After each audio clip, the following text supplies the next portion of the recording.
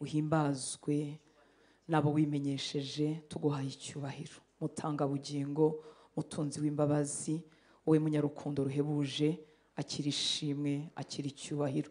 Wowe wadukunze, wowe wanditse amazina yacu mu gitabo cy'ubugingo, wowe utabakure y'umuntu wese wahisemo gutura muri twebwe. Igihe kimwe wabwiye ba Dawidi urababaza ngo bakubakira nzuki kutabasha kuyikwirwamo, ngo isi yonyine ubwayo ni intebe y'ibirenge byawe.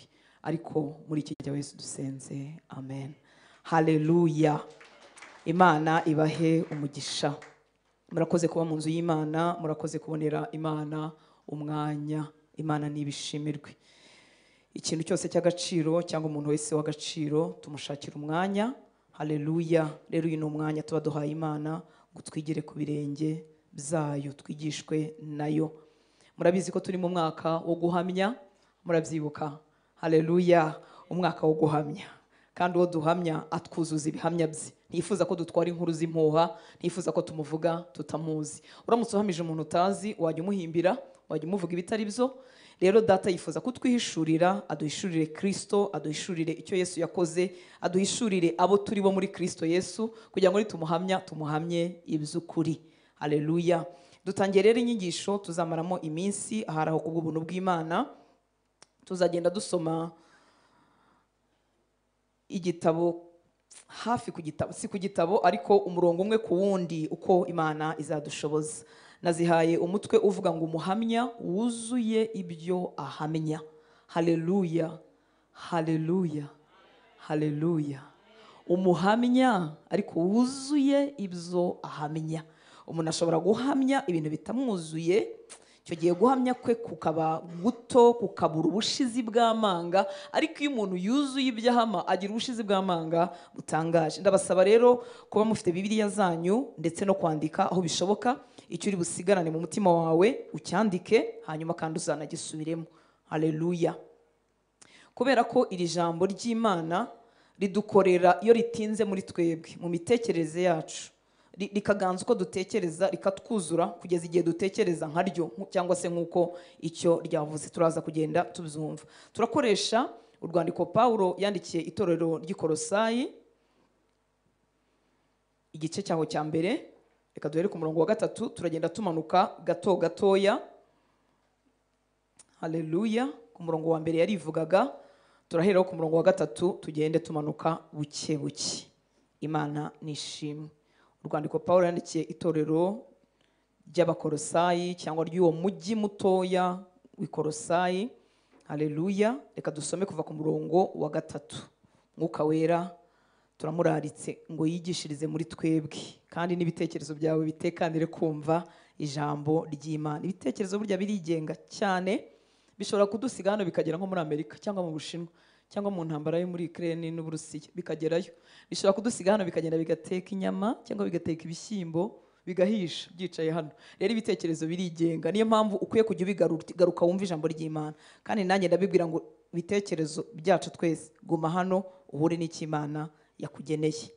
Imana nishimwe. Impamvu umwanzi abitwara nuko abazi ko ijambo iyo ritacengeye ritagira umumaro usa n'uwaryumvishije, kuko icyo gihe ntabwo aba yaryumvishe.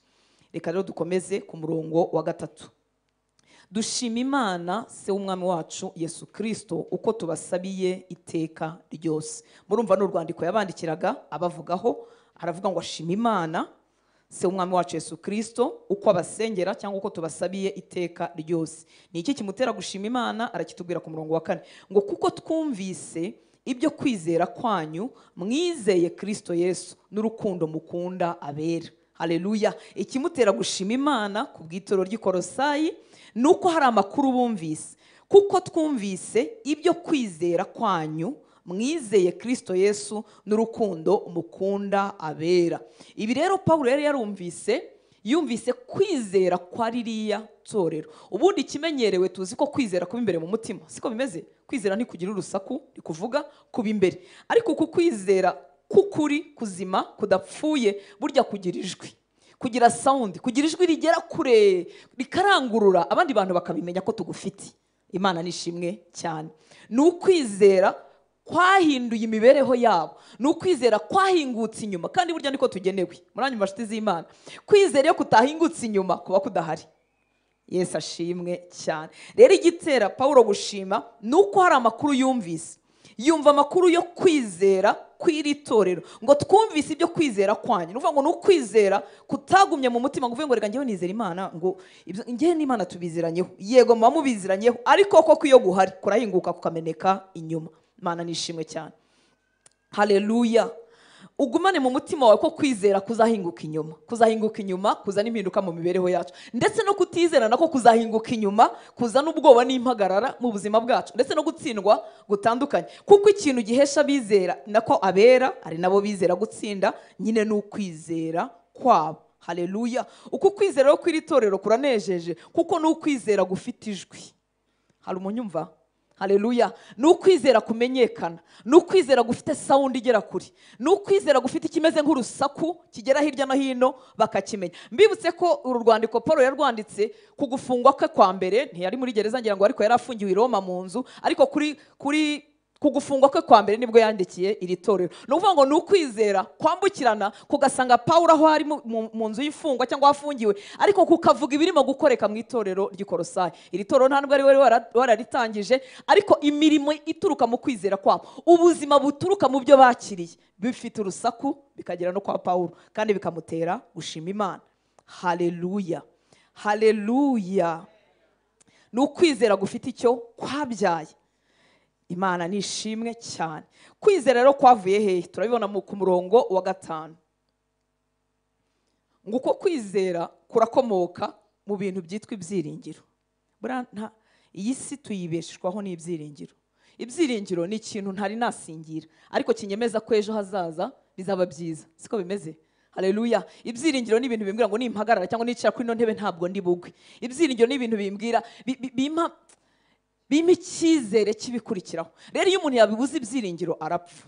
Burya n'umuntu wiyahura yaba yabitewe n'indwara cyangwa n'iki, nuko nta byiringiro by'ejo hazaza abahari. Mpamvu uvuze indwara nuko habaho indwara zitera ubwonko cyangwa mu mutwe zikahabuza kureba ejo hazaza n'ibindi bitandukanye, cyangwa n'imbaraga z'umwijima.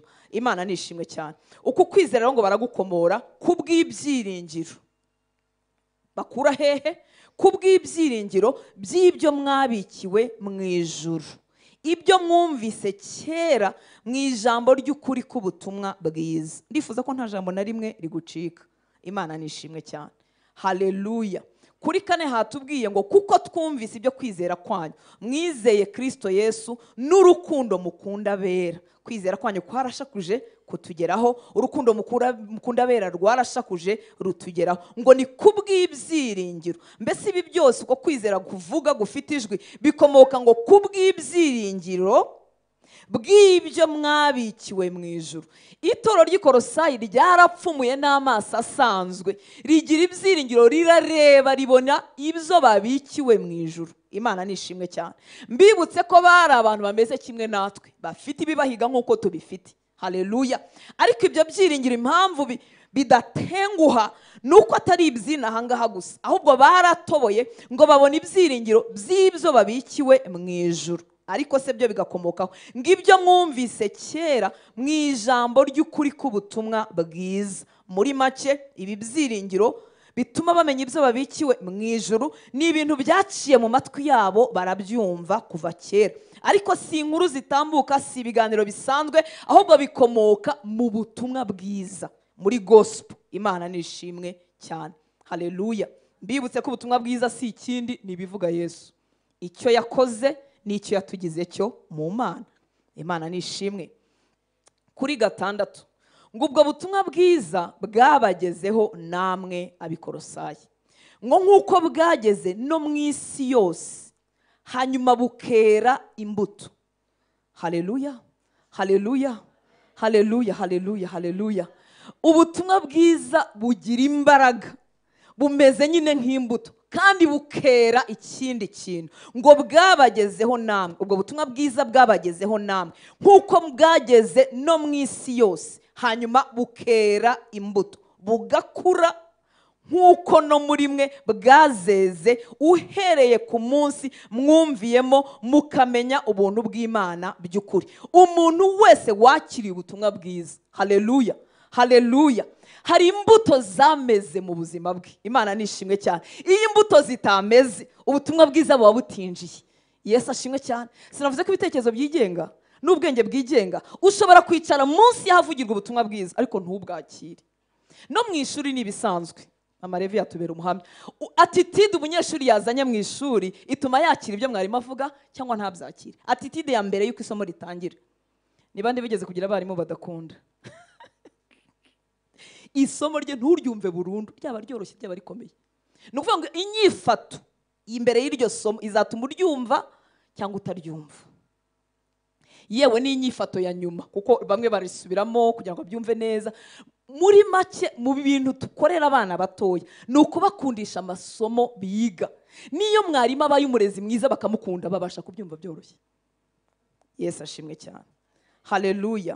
Ubutumwa bwiza rero ahantu hose bugera buzera imbuto byanze bikunze. Nibyo Paulo arimo kutubwira ngo bwabagezeho namwe nkuko bwageze no mu isi yose. Mwibuke ko bavuga mu isi yose bavuga nyine isi bari bazi.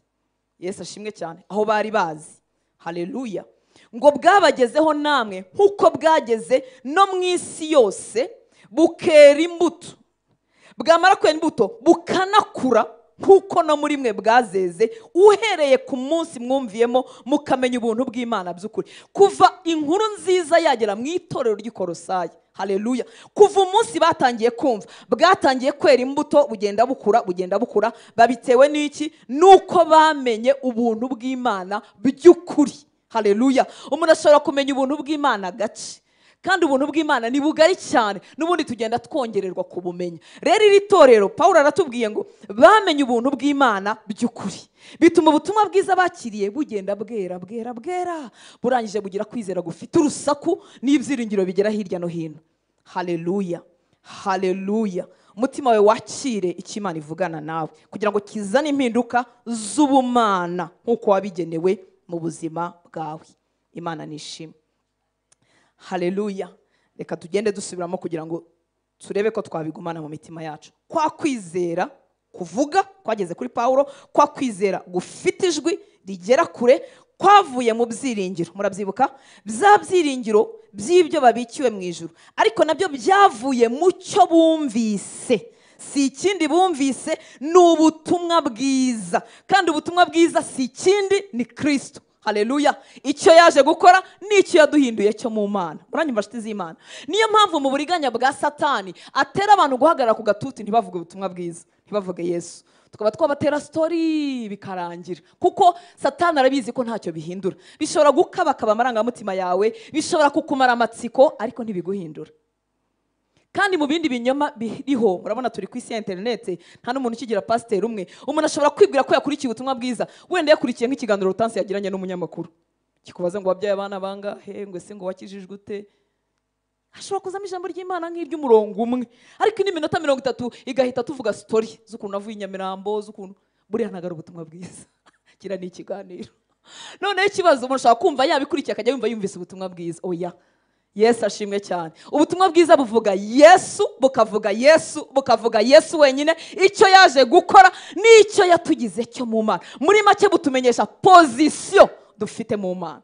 Imana nishimwe cyane, haleluya. Kandi iyo wayimenye umwanzi abagize ibyago. Yesu ashimwe. Niko gutsinda kwacu, niko kuganza kwacu. Haleluya. Kwa kwizera rero bisubiremo, gufite ijwi rivuga rikagera kure, kwavuye mu byiringiro. Ibyiringiro by'ibyo tubikiye mu ijuru nabyo babikomera hehe? Mu byo bumvise. Kandi icyo bumvise si ikindi, ni ubutumwa bwiza bwabamenyesheje ubuntu bw'Imana by'ukuri. Mwabyumvise ku murongo wa 6. Haleluya, haleluya. Ibyo rero ubwo butumwa bwiza bamenya, ibyo ngibyo nibyo bibyara icyo tubacyo mu minsi dufite hano ku isi. Imana nishimwe. Hanyuma kuri 7, murabyibuka ko twavuze ko tugenda umurongo ku murongo. Mwuka wera abahe kubikunda cyane. Haleluya.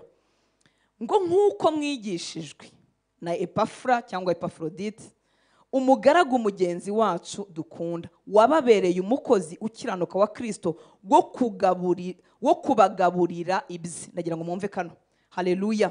Nkuko mwigishijwe, ni wababwiye ngira ngo ubwo butumwa bwiza batubwiye, ngo nk'uko mwigishijwe na Epafura umugaragu mugenzi wacu dukunda wababereye umukozi ukiranuka wa Kristo wo kubagaburira ibyo. Ndashaka kakanyuma wo kubagaburira ibyo.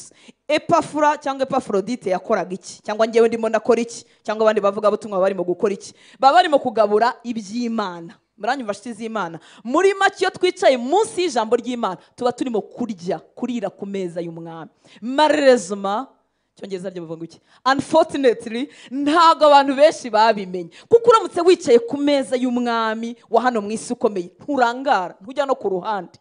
Ariko kuko tutamenye ko iyo turya ijambo ry'Imana tuba turira ku meza y'umwami, niyo mpamvu umuntu ashobora gucatinga, niyo mpamvu umuntu ashobora guteka ibishyimbo kandi ari hano, niyo mpamvu umuntu ashobora gutekereza ku muntu wamuhemukiye, niyo mpamvu umuntu ashobora gupanga uduprogaramu mu mutwe akatunoza akaturangiza kuko atamenya ameza yicayeho. Ariko iyo umuntu yabimenye, haleluya, agafata buri kintu cyose abwiwe, ubuzima bwe bwanze bikunze buzahinduka. Imana nihabwe icyubahiro, haleluya. Buzera za mbuto zigera kure nkuko twabyumvise. Rero Epafura cyangwa Epafrodite yari arimo kubagaburira ibyo. Aha hantu dukwiriye kuhamenya, harimo ubwiru. Abantu benshi ntibamenya ko barimo kurya ibya Yesu. Muribuka Yesu yabwiye Marita, kandi Marita arimo gukora imirimo myiza, siko bimeze? Yarameze nk'umugore cyangwa umukobwa uri responsable, kuko umukobwa wicaye ku birenge bya Yesu wamukeka ko ari iki? Umunebwe.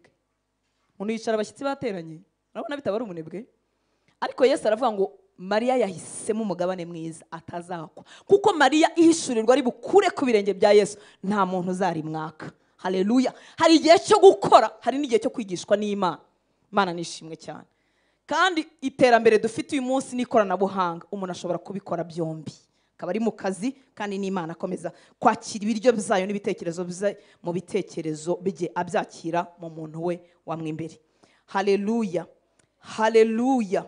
Abera rero aho bananirirwa cyangwa aho bagorerwa bagahorana intege nke, nuko umuntu wabo w'imbere atagaburirwa bihagije kandi bihojejeho. Yesu nashimwe cyane. Haleluya, haleluya.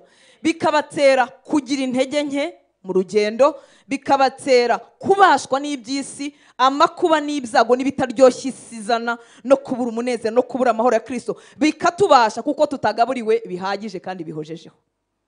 Uyu muntu wacu w'umubiri uyu iyo tutamugaburiye yarwara, iyo tutamugaburiye atararwara arabanza akagira intege nkeya, siko bimeze? N'umuntu wacu bamwe imbere niko ameze. Ndashima Imana yampaye kwigisha ijambo ry'Imana. Haleluya, haleluya. Harawiyetama kurya igisinda ziko nimba narasobogongeye narasobanukiye kuritindamo. Imana nishimwe. Haleluya. Reka tumuhe icyubahiro. Imana nishimwe. Nafashe akanya gutekereza ndavuga ariko Mana wampaye ibintu byiza. Haleluya. Uziko ibibazo by'isi n'ingorane bibe bitashize, hari n'igihe biba byabaye byinshi kuruta mu itangiriro, ariko wajya kubona ukumva wagwije imbaraga. Nitegereje nsanga suko nasenze cyane sanga, ahubwo nsanga nuko ibyo kurya byahangaha byabaye byinshi mu mutima wanjye. Haleluya. Mbihozamo amaso, nkabihozamo umutima n'ibitekerezo, hanyuma bikanyegura. Kaduha Imana icyubahiro. Ibi rero bizagenewe abigisha, bizagenewe abizera bose. Mana nishimwe. Haleluya. Igituma bera bafite intege nke nuko batarira ku meza y'umwami bihagije. Ntago mvuga igaburo ryera sensene twayikora dusoje amasengesho, sibyo. Ndavuga ibi byo kurya, ibi byo kurya. Yesu yabwiye abantu muri Yohana, barababwira ngo bari bamarimo kumubwira ngo gira igitangaza ukora, dore Mose yamanuye manu n'ibindi. Aravuga ngo bariye manu barapfuye, ariko abarya kuri nje bazabaho iteka. Haleluya. Abarya umubiri nzaba. Iyo urya ijambo ry'Imana ni Kristo ubwe, kuko yitwa jambo. Imana nishimwe cyane. Arongera avuga ngo amagambo mabwira ni umwuka kandi n'ubugingo. Haleluya. Ntabwo ari amagambo y'abantu. Niyo mpamvu Satani yakubujije kuyasoma, ukamara imyaka 20 utarasoma Bibiliya kuva kuri page ya mbere kugera ku yanyuma. Kinyoma cy'umwanzi. Yesu ashimwe cyane. Haleluya, haleluya. Hanyuma rero ntabwo harya amatwi. Iyo tugaburira umuntu wamwe imbere ntiharya amatwi gusa, icyo akora nyine bica mu matwi, ariko harya mind, harya imitekerereze. Imana nishimwe. Kuko iyo biciye mu gutwi gusa ariko ntibizana impinduka muri mind yanjye cyangwa mu bitekerezo byanjye, ntibizana impinduka muri make simbisobanukirwe, bimera nkaho ntigeze mbyumva. Hari umuntu unyumvise? haleluya, haleluya. Kurira ku meza y'umwami ntago harya amatwi gusa. Haramutse harya amatwi, abera bari kuba baramaze gukora imirimo y'Imana itangaje. Ahubwo bica mu matwi bigasiga biremye understanding cyangwa se gusobanukirwa. Kandi kugira ngo understanding ikintu cyangwa ugisobanukirwa nuko kimaraho iki? Umwanya. Siko bimeze? Haleluya, haleluya. Iyo kitambukiye ntunakibuka. Iyo tuvuga ngo umuntu niyandike aze kongera asubiremo no kugira ngo nyine bize kukuremera gusobanukirwa, bize kukuremera understanding, bize guhindura imitekerereze yawe, byicayemo byashoreyemo imizi. Ntago rero harya amatwi, ahubwo harya mind, harya imitekerereze yanjye. No kuvuga ngo ikintu numvise kiragenda kikanshengera noneho nkagisobanukirwa. Hanyuma byakuzura yego bikabyara impinduka mu mitekerereze, niho bihera. Byamara kubyara impinduka mu mitekerereze bikabyara n'ubuzima buhindutse runaka cyangwa icyo twita lifestyle. No kuvuga ngo izo mpinduka zizazanwa nuko imitekerereze yanjye yahindutse. Yesu ashimwe cyane. Tuba duhombye iyo umukristo, ni nayo mpamvu za jenoside zishoboka mu Rwanda kandi hari abakristo 94%. No kuvuga ngo barumvise ariko ntibigeze basobanukirwa, ntibigeze bibacengera. Imana nishimwe.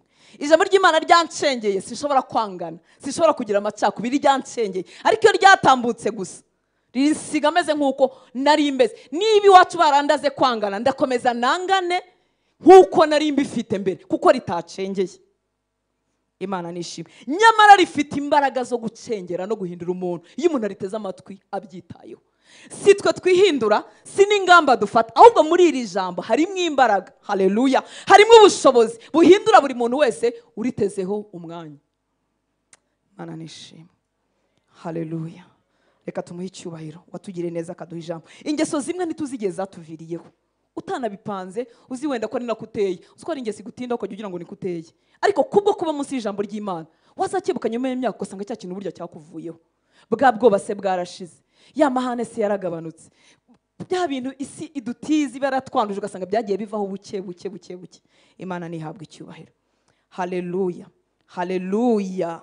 Rero munsi y'ibiryo by'umwami ibi Epafura yakoraga kugaburira ibye. Nongere ngusabe nkwinginge ngo ntiharya amatwi, harya mind yawe, harya imitekerereze yawe, igahabwa kivuye mu ijambo ry'Imana, ikagisobanukirwa. Yamara kugisobanukirwa kikuzura mu bwenge, cyamara kuzura kigahindura uko ntekereza, kigahindura imitekerereze yanjye, byarangiza bikabyara ubuzima buhindutse. Niyo mpamvu mu by'ukuri iyo duhamagara umuntu wumvise ijambo ry'Imana bwa mbere ngo naze yakira agakiza, ntabwo abazi cyaje kwakira, tuba tumurenganyije. Nta kintu arumva, nta kintu kirinjira muri we, nta kintu kiragwirira muri we. Hanyuma akakakira ariko ntagire ikintu na kimwe gihinduka, kereka iyo akomeje kurya mayindi igahinduka, ko atekereza bigahinduka, byarangiza guhindura imitekerereze bikazabyara impinduka no mu buzima bugaragara inyuma. Umwanzi rero yo kanyagwa, sarakanyagwa iki ko nta nicyo agira, byagira nibyo yiba abana b'Imana batimenye.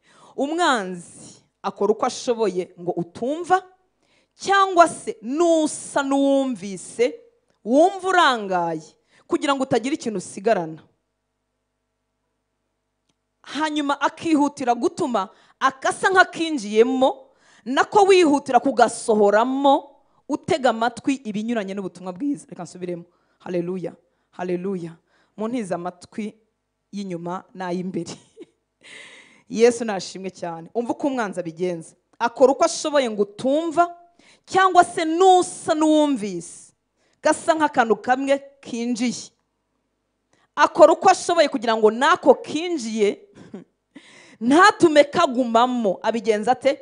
Ahita aguteza inyota yo gusukamo ibindi binyuranye n'ubutumwa bwiza kugira ngo cya kindi wakiriye kidashora imizi. Yesu ashimwe. Urugero, ubutumwa bwiza murabizi ko ari bwo bubyara kwizera. Haleluya. Kwizera kuzanwa n'iki?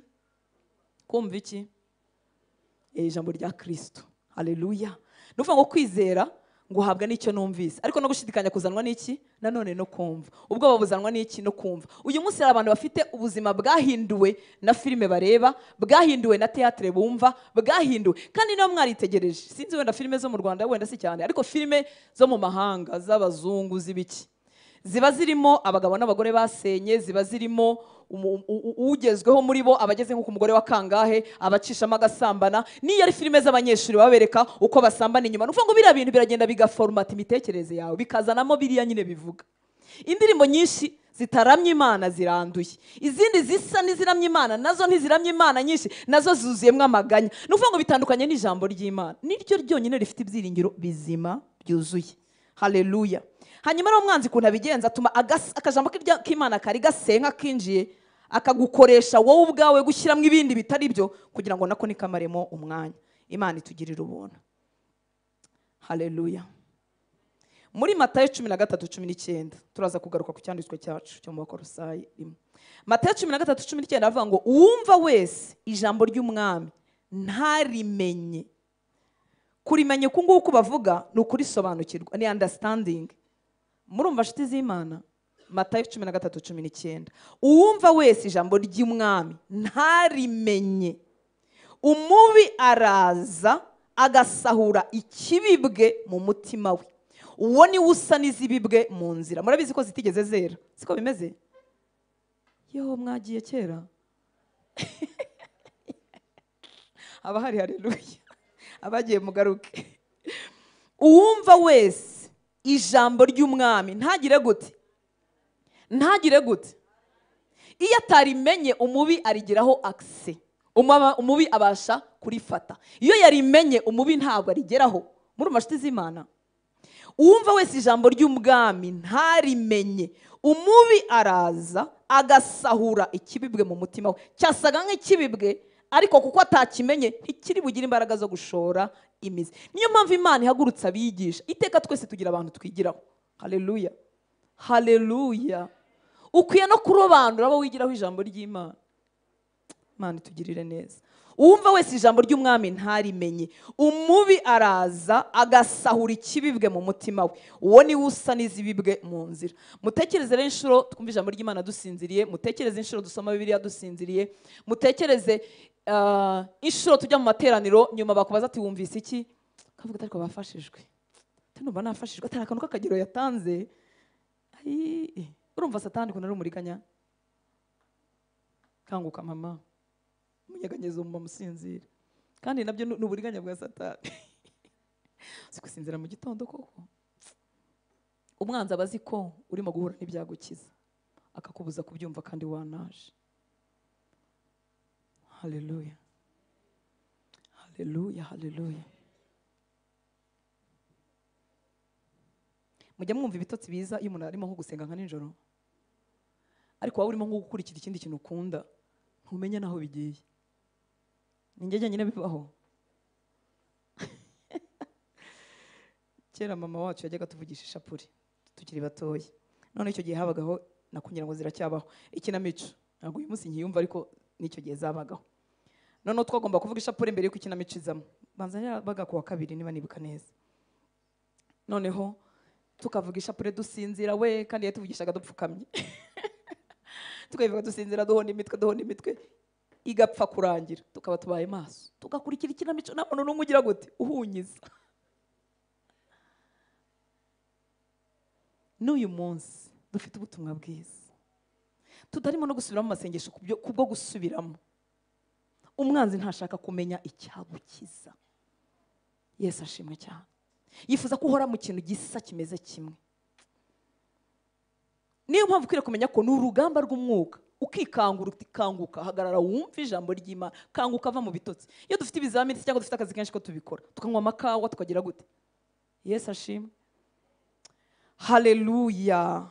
Haleluya. Icyama mukanyumva, inyota ikuzura mu mitima yanyu kugira ngo dusingire ibyo Umwami wacu adufitiye. Umuntu wese wumva ijambo ry'Imana ntarimenye, umubaraza agasahura ikibibwe mu mutima we. Ntarimenye, murabyibuka ko bivuga ngo ntarisobanukirwe. Kuko ikintu nasobanukiwe ntushobora kukinkura, cyagezemo. Nk'ubu ntago wankuramo urukundo rw'Imana. Nubwo naba napfushije, nubwo naba nabaye ikisi, nenda guhera umwuka nanjye ubwanjye ndimo mpfa, ntushobora kumbwira ngo Imana ni inkunda. Nagize umugisha biracengera, ndabimenya. Kuva bigezemo rero nta kintu kimwe gishobora kubikora. Kandi mu bintu abana b'Imana benshi barwana nabyo no gushidikanya urukundo rw'Imana. Iyo bamwirukanye ku kazi aravuga ngo Imana ni inkunda. Yatinze kubona ikintu aravuga ngo Imana ni inkunda.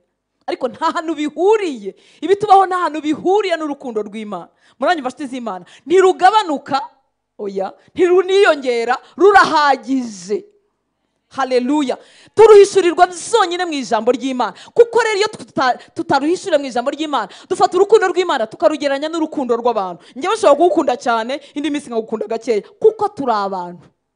Ariko urukundo rw'Imana ntabwo ruba rwinshi iyo uri mu masengesho y'iminsi 3 tuzajyamo, ntabwo ruba rukeya iyo udaheruka gusenga. Urukundo rw'Imana rurahagije. Haleluya. Ruruzuye, rurasendereye. Uwarumenye rero nta kindi akora uretse guhora yifuza kuruganamo. Ntushobora kumenya ko umuntu umukunda agukunda ngo umuhunge ngo ujye kure ye, ahubwo uhora wifuza kumusanga. Urukundo rw'Imana rurakiza. Rukiza imvune z'isi, n'ibintu biba byatubwiye ko bitadukunda, n'ibintu biba byatubwiye ko tutaryoshye, n'ibintu biba byatubwiye ko ibintu bibishye, n'ibintu biba byatubwiye ati dore uri mubi, dore ntiwize, dore ntumeze gutya, dore ntuzi, dore ntubashije, dore. Urukundo rw'Imana ruvura ibyo byose. Kandi rugahinduka uruhagije, tukabaho tutanduranya. Ahubwo tubaho tugirira neza ibitwegereye n'abatwegereye, kuko ruratwuzura tukaruhaho no ku bandi. Reka duha dukunze icyubahiro. Haleluya. Aragahezagirwa, akwiriye icyubahiro. Amen. Muri Bibiliya rero hagiye habamo amagambo avuga ngo mwirinde. Imwe muri mwirinde iba mu isezerano rishya, iravuga ngo mwirinde uko mwumva. Ubu ni Yesu wabivuze muri Luka 8:18. Haleluya.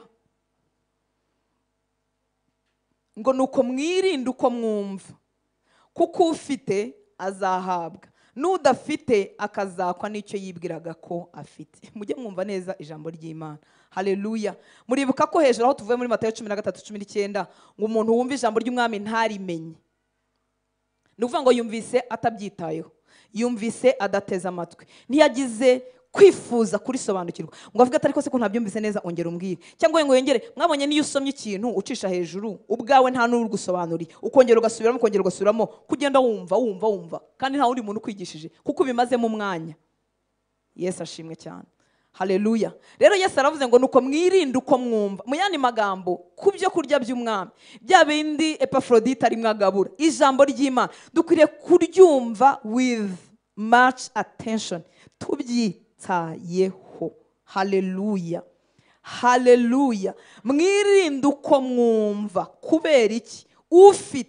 Ufite gito yumvise kizamuhesha kumva ikindi, guhishurirwa ikindi. Hanyuma n'udafite akazakwa n'icyo yibwiraga ko afite. Ijambo mujya muryumva? Ese bagiye kumwambura iki ko ntacyo yari afite?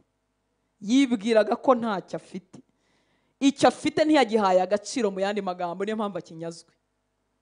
Birasobanutse ra? Haleluya. Haleluya. Haravuze ngo n'udafite akazakwa n'icyo yibwiraga ko afite. Twirinde uko twumva. Nuko mwirinde uko mwumva, kuko ufite azahabwa. Iyo utangiye kumva ijambo ry'Imana no kurigirira inyota, wongererwa ibindi, ukongererwa ibindi, ugahishurirwa ibindi, ugahishurirwa ibindi. Haleluya. Ku 8 dukomeze. Twavuye kwa Epafura wabagaburiraga iby'Umwami, tugiye ku murongo wa 8 ngo kandi watubwiye iby'urukundo rwanyu muheshwa n'umwuka. No kuvuga ngo Epafura nawe yohereje amakuru yuko yasanze itorero. Yatubwiye iby'urukundo rwanyu muheshwa n'umwuka. Twasubiye mu Bakolosayi 1 ku murongo wa 9 ngo nicyo gituma tudasiba kubasabira uhereye igihe twabyumviye, twifuza ko mwuzuzwa ubwenge bwose bw'umwuka. Nuvuga ngo niba ikintu gishobora kuzura, gishobora no kugira gute? No gucagata. Sibyo? Gishobora kuba gike cyangwa kikaba cyinshi. Ngo nicyo gituma tudasiba kubasabira uhereye igihe twabyumviye, twifuza ko mwuzuzwa ubwenge bwose bw'umwuka no kumenya kose, ngo mumenye neza iby'Imana ishaka. Haleluya. Haleluya. Bamaze kumva kwizera kwabo kwabagezeho gufite urusaku kuvuga n'ibyiringiro bafite by'ubutumwa bwiza bakiriye n'uburyo beza imbuto, bakomeje kubasengera no kubasabira. Babasabira iki? Bifuza ko buzuzwa ubwenge bwose bw'umwuka. Haleluya. Imana ishimwe ko ubwenge bw'umwuka nta hantu bujya bugera ngo buvuge ngo byaruzuye nta kindi cyo kongeraho gihari. Naranyumva nshuti z'Imana. Haleluya. Ayi. hari umuntu umwe ubutaha azajya yicara iruhande rwanjye, namubonye nzajya mutumira twicarane aha. Yesu ashimwe cyane, kuko kirana igitero cya Satani. Ntabwo bishoboka ko umuntu yasinzira mu materaniro yose, ntabwo byabaho. Ni umwanzi yakashya ashye ari kuri ibitekerezo bye. Yesu nashimwe cyane, kuko ushobora kurara wananiwe ijoro rimwe, siko bimeze, waraye nko mu kazi cyangwa utaryamye neza, wabuze ibitotsi, cyangwa wazindutse nk'uko natwe twazindutse, hanyuma ukagira ibitotsi, ariko ntibishoboka ko buri cyumweru waba usinziriye. Niyo murajya gushaka uwo ari we, wireba ibyawe. Menya ibyawe. Ngenda menya ibyanyu kuko ndi imbere yanyu. Yesu nashimwe. Haleluya. Dusubiremo ku 9. Nicyo gituma tudasiba kubasabira uhereye igihe twabyumviye, twifuza iki? Ko mwuzuzwa ubwenge bwose bw'umwuka. Nari maze kuvuga ngo ubwenge bw'umwuka, gusobanukirwa Imana, kwihishurirwa ni bigari cyane ku buryo nta muntu wabirangije. Tugenda twongerwaho. Nta hantu umuntu yagera ngo ngo namenye byose nagombaga kumenya, waba watangiye kuyoba. Haleluya. Ariko arabasabira ngo ikipimo bari bariho biyongereho ikindi. Twifuza ko mwuzuzwa ubwenge bwose bw'umwuka no kumenya kose. Ubwo bigaragara ko umuntu ashobora kumenya ho gace nanone. Ngo mumenye neza, bigaragara ko umuntu ashobora kumenya ariko atari neza ubushake bw'Imana cyangwa iby'Imana ishaka. Murimo murumva nshuti z'Imana, Bibiliya yanyu namwe no kwivuga. Haleluya. Turabasabira, turifuza ko mwuzuzwa ubwenge bwose bw'umwuka. Twamenye ibyo mwamenye, byabyaye imbuto, byabyaye kwizera, gusakuza kukagera kure, ariko turacyabasengera ngo mwongere muzamuke ku yindi level, mwongere mwuzuzwe ubwenge bwose bw'umwuka, mwuzuzwe kumenya kose hatabuzeho na kimwe. Ngo mumenye neza, muri make ntimumenye mushidikanya iby'Imana ishaka. Umuntu ashobora kumenya bitari neza. Ngo mumenye neza iby'Imana ishaka. Haleluya. Mu yandi magambo, kumenya kurakura. Kumenya Imana no gushirwa Imana birakura. Haleluya. Wuzuzwa ubwenge bwose. Umuntu ashobora kugiraho ubwenge buke ku kintu. Iyo tuvuze ubwenge buke byenda kumera nk'igitutsi, siko bimeze? Ariko sibyo. Niba ikintu nkiziho agace, muri make ngifiteho ubwenge buke, siko bimeze? Ntago ari ugutukana, ahubwo nkiziho gato. Rero arabasabira ubwenge bwuzuye kugira ngo kumenya bari bafite kongere kwigire hejuru. Haleluya. Hanyuma arabasabira no kumenya neza iby'Imana ishaka. Kumenya neza iby'Imana ishaka byavuye hehe? Byavuye muri kwa kuzuzwa ubwenge bw'umwuka no kuzuzwa kumenya kose. Nibwiye iki rero nsoma uyu murongo? Haleluya. Reka tusubiremo kugira ngo tugendane kano gace kanyuma. Ngo mumenye neza iby'Imana ishaka. Haleluya. Haleluya.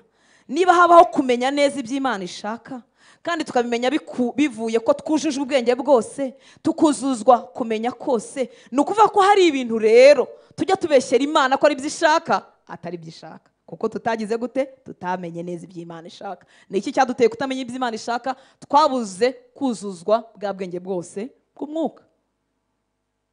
Haleluya. Ninde muntu uzatunga kumenya icyo Imana ishaka? Ni umuntu ufite iriya nyota, ni umuntu uyexpose munsi y'ijambo ry'Imana, ni umuntu urimaramo umwanya, azatunga ubwenge bwose, azagenda agira kumenya neza, hanyuma bimuheshe kumenya iby'Imana ishaka. Hari amagambo menshi tuvuga ngo nibwo bushake bw'Imana, atari bwo. Twazize iki? Twazize kubura buriya bwenge bwuzuye. Nta handi tubukura. Si umuhanuzi ubikubwira ngo biriya ni iby'Imana yashakaga, ashobora kubikubwira atari byo. Murumva nshuti z'Imana? Haleluya. Haleluya. Iby'Imana ishaka tubimenyera ahangaha mu kuzuzwa ubu bwenge bwose, kuzuzwa kumenya kose. Kandi muribuka aho biva? Ni mu kumva ubutumwa bwiza butumenyesha ubuntu bwuzuye cyangwa se ubuntu bw'ukuri. Haleluya. Haleluya. Haleluya. Imana itubabarire ibintu byose twayibeshye ngo nibwo bushake bwayo, atari bwo bushake bwayo. Ntitubabarire gusa, itwongere n'andi mahirwe, kuko nitwe bw'inshuro nyinshi tugira gute? Tubihomberamo. Amen. Reka dufate urugero kuri Yosuwa kugira ngo twumve. Mu gitabo cya Yosuwa igice cya mbere umurongo wa 8.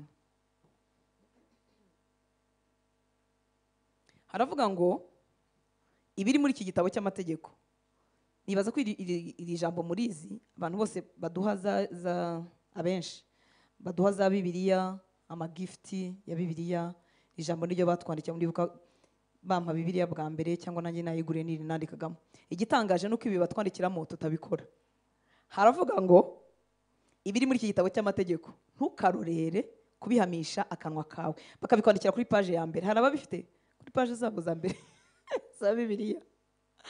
Muri make ntago yari verse y'umurimbo, ntago cyari cyanditswe cy'umurimbo, cyari cyanditswe kikubwira ibyo ugomba gukora kuri iyo Bibiliya wahawe cyangwa se wiguriye. Haleluya abajene, haleluya. Bibiliya murazigira no murimbo. Imana nishimwe cyane.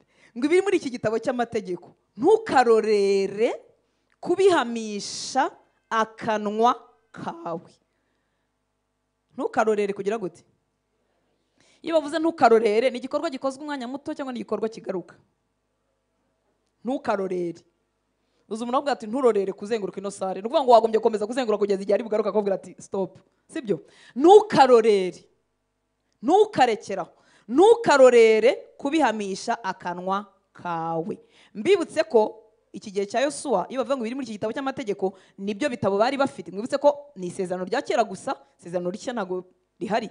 Muri make ni nk'uwavuga ngo ijambo ry'Imana nturekeraho, ntukarorere. Sibyo? Haleluya. Ntukarorere kurihamisha akanwa kawe, ahubwo ujye ubitekereza ku manywa na ryari na ninjoro ngo kugira ngo ugire ute? Ubone uko ukurikiza ibyanditswemo byose. Ntibigarukiraho, bakomeza bavuga ngo iki? Niho uzahirwa. Hari umuntu ushaka guhirwa mu buzima ko tubishaka kandi ko tunabyemerewe kandi ko ari ibyacu. Haleluya. Ngo niho uzahirwa mu nzira zawe ukabashishwa byose. Imana nishimwe.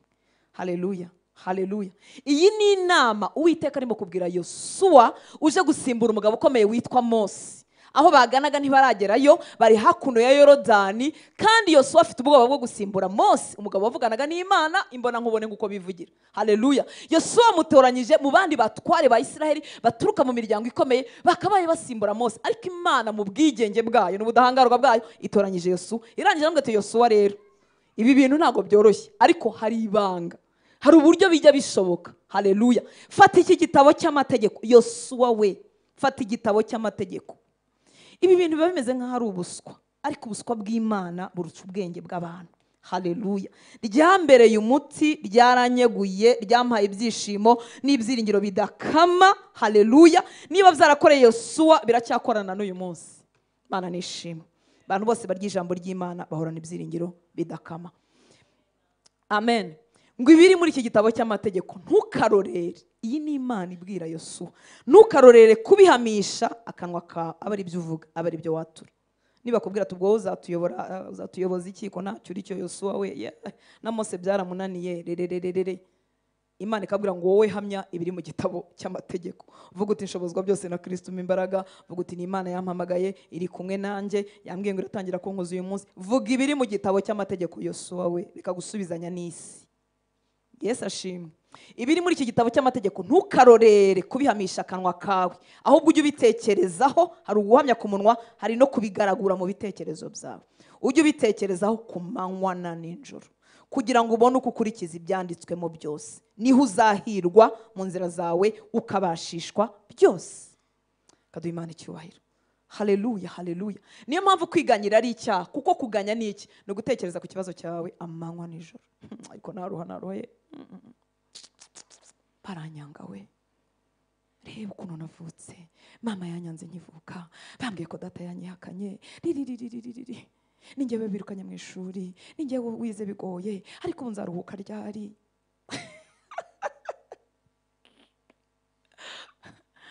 Nize nabi primaire, banyirukana, ngize ngo ngere muri segonderi, nabwo biranga, nta kintu ndakora ntarushye. Ubwo amanywa nijoro, ubwo bigeze nka saa 7 z'ijoro, urimo uratekereza kuki? Ku byago n'amakuba yawe, kuko biba bihari mama. nta muntu wabitekerezaho bidahari, ariko bibiri kubwira ngo ntukiganyire nuko yarazi ko ibyo ngibyo bigutebeza bitakuzamura. Nuko nkirangiza kaminuza nagiye kuyinga nta nkuru, ngeze hagati minerivare birabura, nge abandi bize kaminuza imyaka 3, ngewe nayize 6, ariko mana ngeze ngo ngeze mu kazi, kandi mana urabizi ko niyiriza, urabizi ko ntanga icya 10, ariko nyuma y'umwaka umwe baba baranyirukanye n'ukuntu nakiranutse, kandi mana urabizi ko rewe nazize, dore ndari nanze no gusambana. Mu by'ukuri n'umwana mwiza, ariko aya maganya ntazatuma agira gute, agira aho agera. Bibiliya ivuga ngo ntimukiganyire nuko ishaka ko hari kujya amaganya haje ijambo ryayo. Haleluya, reka duhe Imana icyubahiro. Haleluya, haleluya, haleluya. Sinanize mana, urareba baranteragana, nta muntu udafite ingorane ze. Yesu ashimwe cyane. Ariko Imana ntigeze itubwira ngo tuzitekerezeho ku manywa na nijoro. Yaratubwiye ngo amagambo yo muri iki gitabo aba ariyo wibwira ku manywa na nijoro.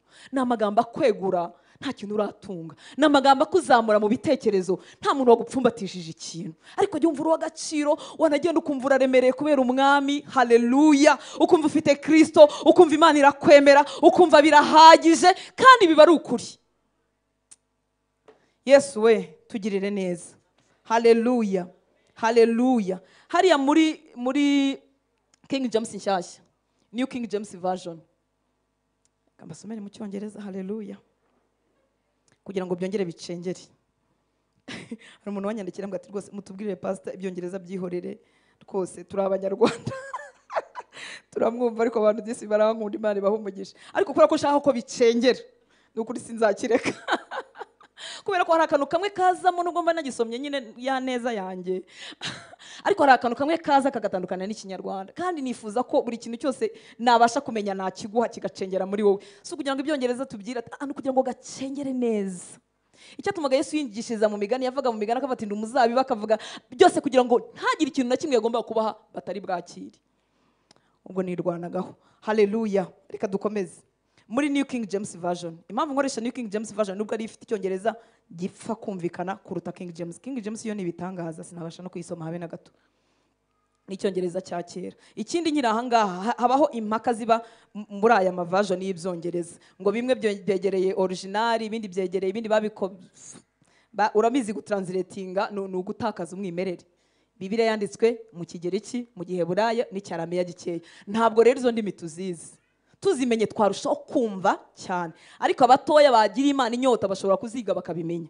Yesu ashimwe cyane. Haleluya. Iyo bavuga ngo King James niyo yegereye umwihariko, nuko hari ariyo yasobanuye mbere, ariko nkuko mubizi ururimi rurakura. Ubu ikinyarwanda tuvuga uyu munsi cyo mu myaka 30 bavugaga, no mu myaka 30 iri imbere cyo bazaba bavuga. Ururimi rero rurakura rugahinduka, so ntacyo bitwaye. Bavuga ngo NIV bakuyemo imirongo, niko kwavuyemo imirongo myinshi, ariko ni yihe mirongo yavuye muri NIV? NIV ifite icyongereza cyoroshye. Ni yihe mirongo yavuyemo? Imirongo yavuye muri NIV ni ya mirongo yose iri mu dukubo, murabizi. Bibiliya z'ikinyarwanda basoma Bibiliya nibo babizi. Wowe usoma gake yabwo nturagera nahantu hari agakubo. Yesu ashimwe cyane. Haleluya. Rero iyo ufite inyota ukubita muri version imwe ugakubita mu yindi kugira ngo uvanemo mu by'ukuri icyo wumva. Ubundi version nziza niyo ubasha kumva. Haleluya. Ikindi nubwo iriya mirongo yaba yaravuye muri, reka nkubwire ko ibisigaye nabyo bihagije byaguhuza na Yesu, ukamenya uwo uri we, ukamenya ibyo ugeneye ukiri hano mu isi. Reka twikomereze. Hallelujah, hallelujah. This book of the law shall not depart from your mouth, but you shall meditate in it. Uzabitekerezamo. You shall meditate in it day and night, that you may observe to do according to all that is written in it. For then you will make your way prosperous. Akanashakaga cyane nakangaka. For then you will make your way prosperous. Bimeze nkaho Yosuwa ari uzatuma inzira ze ziba prosperous. You will make. Ninde babwira? Afite icyongereza kingana n'icyanjye n'iki kibutaho gatoya. Haleluya. Tugendane. Yesu ashimwe cyane. Babwiye Yosuwa ngo namara gukora biriya, kumeditatinga ku manywa na nijoro, that you may observe to do according to all that is written in it. For then you, inde Yosuwa, you will make your way prosperous. Wowe Yosuwa uzatuma inzira zawe ziba prosperous. Za nzira ziteye imbere Yosuwa we. Mwabyumvise? Haleluya. Yosuwa azabigiramo uruhare kuko yatekereje ku ijambo ry'Imana ku manywa na nijoro. Haleluya. You will make. Urumva ko ngako mu Kinyarwanda ntago tugafite. Hagombye kuba havuga ngo ngo uzatuma numara gukora ibyo uzatuma inzira zawe bizatuma mbese uzarema ihirwe mu nzira yawe kuko Yesu agomba kubigiramo uruhare. Mwabyumvise? Haleluya. Kandi biratangaje kuko guhirwa kuza mu nzira ye ntago kwazanywe nuko yahinze cyane, ntago kwazanywe nuko yakoze cyane, byazanywe n'iki? No kugira ijambo ry'Imana ku munwa we ahojejeho, no gutekereza ku magambo y'Imana ku manywa na nijoro. Haleluya.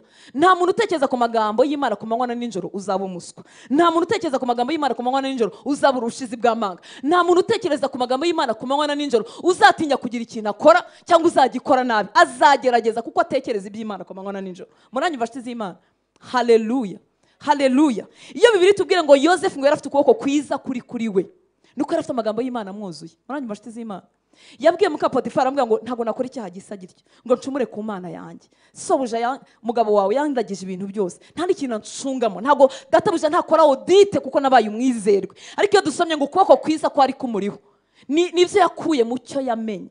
Aravuga ngo sinacumura ku Mana yanjye. Mwibuke ya Mana iwabo ari wenyine, ariko yibwiye amagambo y'Imana ku manywa na nijoro, bimuhindura utacumura ku Mana, bimuhindura uwizerwa mu byo yabikijwe. Haleluya. Haleluya. Umurokore, umukristo ukorera ijisho ntago yacengewe n'ijambo ry'Imana. Kaduha Imana icyubahiro. Iyo ijambo ry'Imana rigucengera ihindura imikorere. Ngikora muri Faisal maze kumenya ko utabaye umwizerwa mu by'abandi yabikijwe adashobora guhabwa ibyo, iteka nasubiraga inyuma nkajya kuzimya amatara. Muri Faisal kuningana, murabiza ahantu hari abantu benshi bararangaza bagasiga bacanya amatara, ariko ahantu hatari umuntu nabikoze nta muntu bibwiye, ariko maze kumenya ko haleluya iyo umuntu atabaye umwizerwa hehe mu by'abandi adashobora guhabwa ibyo. Sari rimwe ubusa, icyumba tubikamo ibikoresho kirimo ubusa, iyo nagicaga itara ryaka nagenda nkazimya. Murabona robine zikoreshwa n'abantu benshi zisiga ibitonyanga bigo, simubizi by'amazi. Nasubiraga ngafunga neza nkamekinga shoko nta gitonyanga kirimo kumeneka, nubwo atari ngiye wishyura fagitire ya Faisal, nubwo fagitire Faisal ari ikigo kinini. Muranyumva? Y'ijambo ry'Imana ryagucengeye rihizana impinduka mu buzima bwawe. Haleluya. Haleluya. Mana nihabwa icyubahiro. Iyo ryagucengeye ntuzabyigana n'abantu kuko umenya ko Imana ari itanga umugisha. Iyo ryagucengeye nta muntu uzasuzugura kuko uzi ko umuntu wese aremye mu ishusho y'Imana kandi ko ubuzima bwe bwahinduka mu kanya ko guhumbya no guhumbura. Kaduha Imana icyubahiro. Haleluya. For then you will make your way prosperous and then you will have good success. Imana nishimwe cyane. Mu Cyongereza gikeya nzi iyo bavuze ngo and then no kuvuga ngo hari ikintu cyabanje cyateye ibikurikiraho, siko bimeze? Haleluya. Haleluya. And then hari ikintu cyabanje kigiye gutera ibikurikiraho. Imana nishimwe. Haleluya. Ibi nabizaniye iki? Ntimurambirwe, ngiye gusoza ibindi tuzabikomeza ubutaha. Ibi bya Yosuwa nari mbizaniyemo iki? Muribuka kuri wa murongo wa 9 twari turimo. Hatubwiye ngo twifuza ko mwuzuza ubwenge bwose bw'umwuka no kumenya kose ngo mumenye neza iby'Imana ishaka. Murabyibuka? Niba rero Yosuwa Imana yamubwiye ikizamutuma ahirwa, murabyibuka? Ikizatuma ahirwa ni iki? No gutekereza ku magambo y'Imana, no kuyahoza ku munwa we, no kuyatekerezaho ku manywa na nijoro, and then agaprospera, akagira good success, agatera imbere. Hanyuma rero Yosuwa nadatera imbere, Yosuwa natagira ari amahirwe, tuzavuga ko ari iki? Mugaruke tugendane, nsiga hano twese turi butahane. Haleluya. Nimagaruke tugendane. Yosuwa agiye ku rugamba, Imana yamugiriye inama kugira ngo azaneshe, kugira ngo azatsinde. Yamugiriye inama, ntiyamubwiye tujyana amasasu menshi, ntiyamubwiye tushaka ingabo nyinshi, yamubwiye ngo aya magambo yo muri iki gitabo abe hehe? Ku munwa wawe. Kandi Yosuwa yari yarabitangiye, muri ko bageze i Kanani bajya gutata, bagerayo bakabona abagabo bibijeya bateye ubwoba, abandi bakavuga inkuru ziteye ubwoba, ariko akanga kubivuga, avuga ati Imana niba twishimira tuzabamanyagura nk'imitsima. Yari yaritoje kumenya icyo Imana ishaka. Rero Imana iramubwiye ngo nubundi icyo nicyo uzakomerezamo, kibe ku munwa wawe, nurangiza igitekerezaho ku manywa na nijoro, hanyuma uzahirwa. Hanyuma tugaruke, Yosuwa nadahirwa, Yosuwa natsindwa, dushobora kuvuga ngo ni ubushake bw'Imana, ariko Yosuwa ashobora gutsindwa bitewe nuko atakoze icyo Imana yagize gute? Imana yagize gute? Haleluya. Haleluya. Haleluya. Haleluya. Murumva rero kumenya neza iby'Imana ishaka biva muri kino gitabo. ntago biva mu buryo twabyutse, ntago biva mu byo abantu batubwiye. Yesu ashimwe. Haleluya. Uko turira ku meza y'umwami, uko turya uyu mutsima w'ubugingo, ukaducengera tukamenya Kristo n'icyo yakoze, n'icyo yaduhesheje, na position dufite mu Mana. Haleluya. Tuzamenya neza iby'Imana ishaka, ntituzaba tukibeshyera Imana. Iyo Yosuwa atsindwa atarakoze biriya, bari bubeshyera Imana ngo niko Imana yashaka, ngo buriya ngo Imana yashaka ko batajya i Kanani, ngo buriya nibyo yashakaga. Urumva atari kuba bayibeshyeye, kandi Imana yaramubwiye ko bigenda. Niyo mpamvu Satani atifuza ko ijambo ry'Imana riba mu kanwa kawe. Niyo mpamvu Satani atifuza ko ijambo ry'Imana uritekerezaho ku manywa na nijoro, aho gutekereze ku muruho wawe. Kandi mwabonye iyo umuruho wadutse nawo uburyo turaza ijoro, uzi ko kubuza ibitotsi kandi utarwaye. Umuruho iyo wagukomangiye, ujya ubakomangira, ukuraza ijoro utari muri veye, kandi wagira ngo ukora amasengesho ugasinzira, ariko umuruho wabyuka ukakugeza saa 7 z'ijoro nta bitotsi, ukabona ukuntu abantu bose bakwanze, ukabona ukuntu abantu bose bagutaye, kumva kubaho ntacyo bimaze. Kubaho ntacyo bimaze ni ukuri. Satani ni umuriganya. Yewe. Haleluya. Haleluya. Se tugarukire kuri kangahe? Tugarukire basi nko kuri 12. Muri twagomba kujya kuri 23. Dukomeze tugereyo. Urakabyara.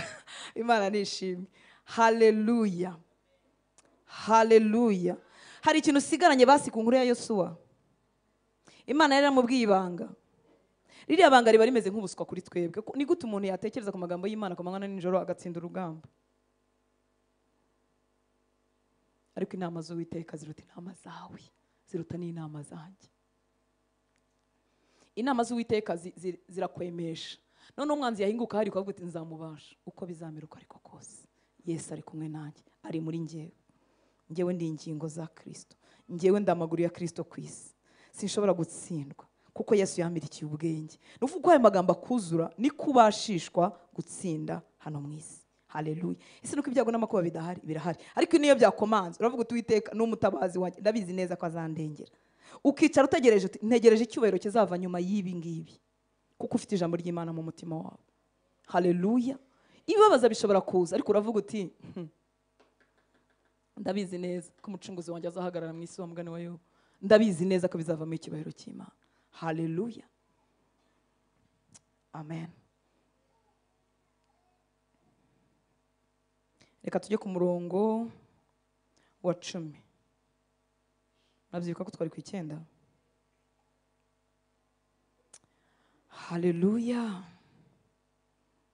Yabasabiraga kuzuza ubwenge bwose bw'umwuka no kumenya kose ngo bamenye neza iby'Imana ishaka. Iyo ibi bintu birimo biba rero muri twebwe, bidusunikira ahantu heza nanone.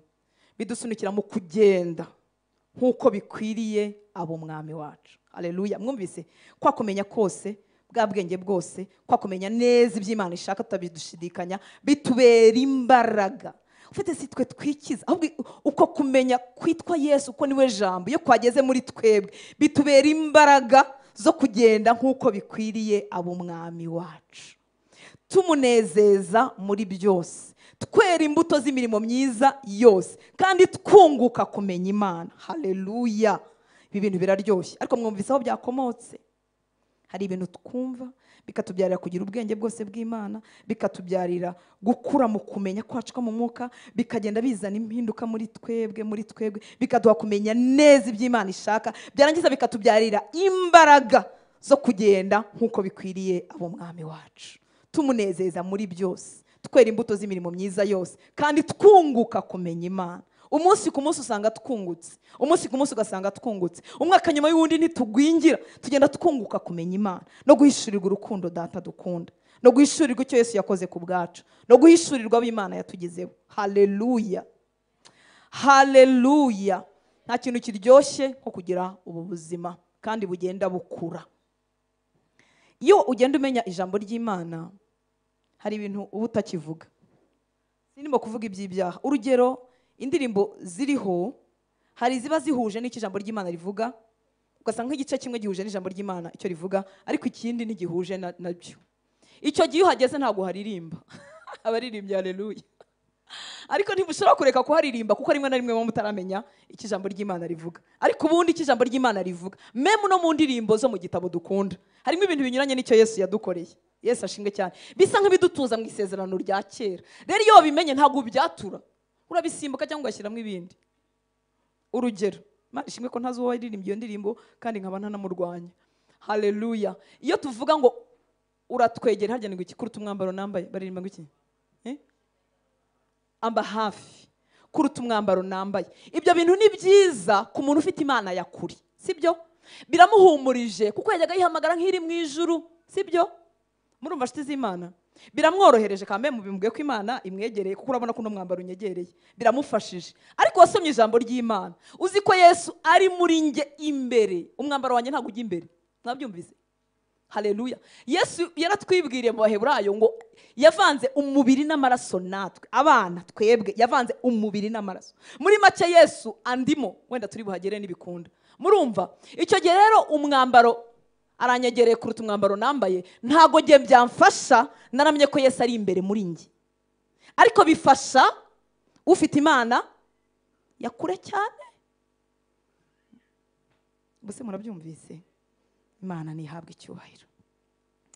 Muri make uko tumenya ijambo ry'Imana byatuma tugira n'indirimbo zitandukanye zihindutse, duhimba n'izihindutse, ariko umwuka wera azabidufasha.